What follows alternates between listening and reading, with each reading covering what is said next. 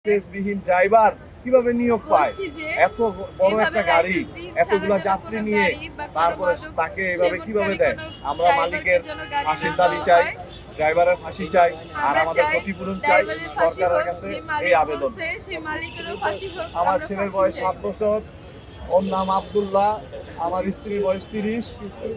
যে ও মাদ্রাসায় পড়তো, ওর মাদ্রাসা হলো মধুবাগ নয়াটোলা মাদ্রাসা, মধুবাগ নয়াটোলা কামিল মাদ্রাসা। এটা হাতিরঝিল করছে, হাতিরঝিল থানায় করছে। আমার ছেলে মেয়ে 2 জন, 1 মেয়ে 1 ছেলে। আমার এখন আমি শিষ্য হয়ে গেলাম। আমার ছেলে, আমি একটা চায়ের দোকান করে খাইতাম, আমার পাও দেখছেন আপনারা, আমার পাও ভেঙে গেছে। আমি কোনো জায়গার থেকে কোনো রকমের কোনো কিছু পাই নাই, কেউ খবরও নেয় নাই। তার জন্য আমি আজকে এই জায়গায় আসলাম।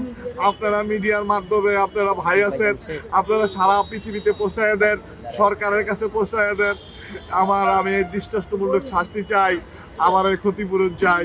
বাকি আরও 4 জন প্রাইভেট কারে মারা গেছে, তারাও যদি সুস্থ বিচার পায়, তারাও যদি ক্ষতিপূরণ পায়, এই আমি সরকারের কাছে আবেদন।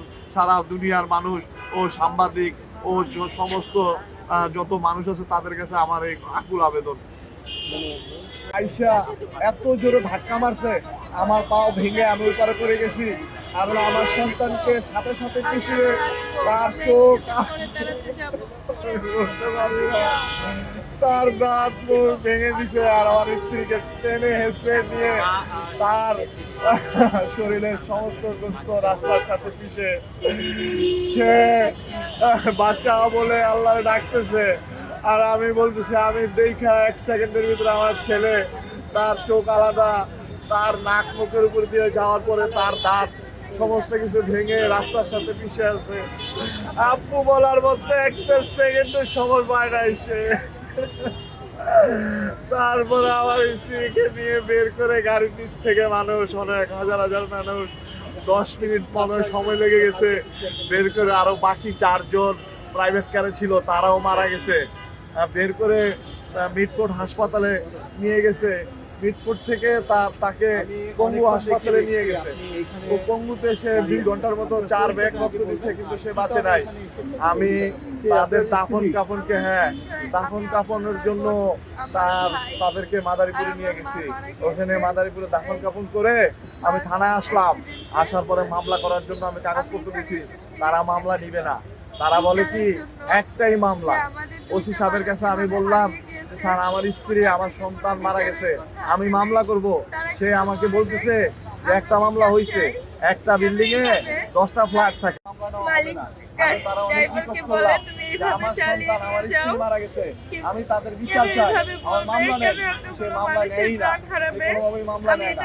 এখন আমি সরকার থেকেও কোনো, এই 8-10 দিন হয়ে গেল, কোনো রকমের সাহায্য সহযোগিতা পাই নাই।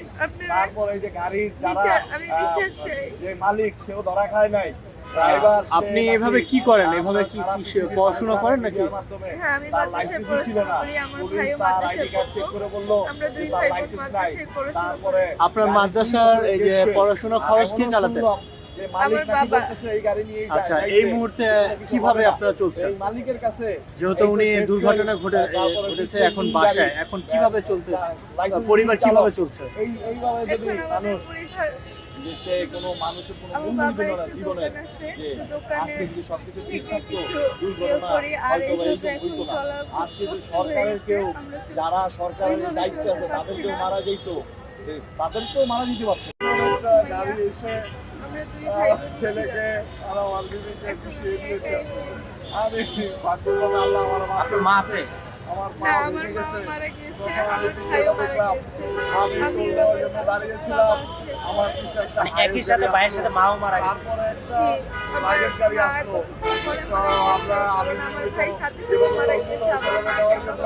আমি দাঁড়িয়েছিলাম, আর পিছন থেকে একটা ব্যাপারী পরিবার। আমার নাতি মারা গেল, আমার ছেলের বউ মারা গেল, আমার ছেলে বন্ধু হয়ে গেল।